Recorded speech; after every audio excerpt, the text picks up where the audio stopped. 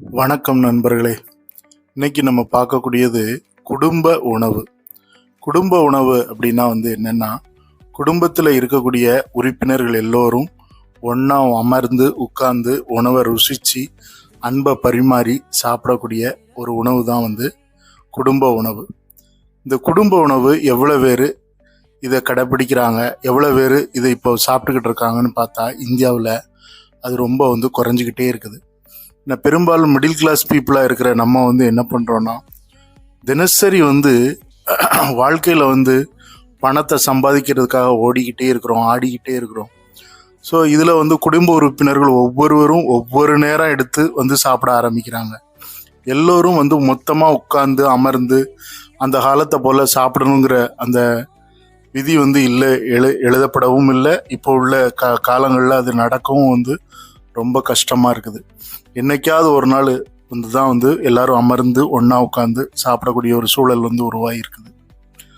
மக்கள் இந்த மாதிரி ஒன்றா உட்காந்து சாப்பிடும்போது அவங்க ஒருத்தருக்கு ஒருத்தர் அன்பை பரிமாறி கொள்ளும்போது நிறைய மனஸ்தாபங்கள் விலகிரும். காலையில் சண்டை போட்டிருப்பாங்க, மத்தியானம் இல்லாமல் இருக்கும், இரவு ஒன்றா இருந்து அமர்ந்து சாப்பிடும்போது அந்த ஒரு பகை உணர்வுங்கிறது மாறிடும்.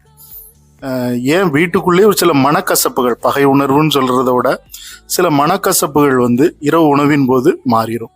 அதே போல் அப்பா காலையில் பிள்ளைகளை அடிச்சிருப்பார், திட்டியிருப்பார்.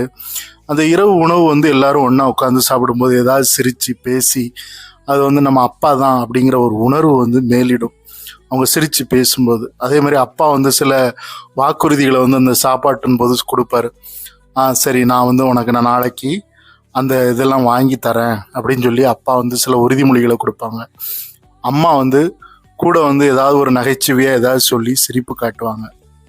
இந்த தாத்தா பாட்டிகள் அந்த குடும்ப உறுப்பினர்கள்லாம் சந்தோஷமாக இருக்கிற, மகிழ்ச்சியாக இருக்கிறதுக்காண்டி அவங்களும் சில விஷயங்களை சொல்லி உற்சாகப்படுத்துவாங்க. ஸோ இப்படியாக இரவு உணவு ஒன்றா உட்காந்து சாப்பிடக்கூடிய காலம் வரணும். ஏன்னா இன்னைக்கு இந்தியாவில் அதுதான் ஒரு குறைபாடாக இருக்குது.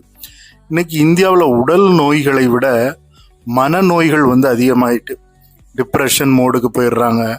சின்ன சின்ன குழந்தைகள்லாம் நான் டென்ஷனாக இருக்கேன், நான் ரொம்ப கவலையாக இருக்கேன்னு சின்ன குழந்தைகள்லாம் சொல்ல ஆரம்பிக்கிறாங்க. அப்படியான வார்த்தைகளை பள்ளிக்கூடம் படிக்கிற குழந்தைகள் சொல்லவே கூடாது. ஆனால் இதெல்லாமே ஒரு நேர உணவு நம்மளை மாற்றிடும்.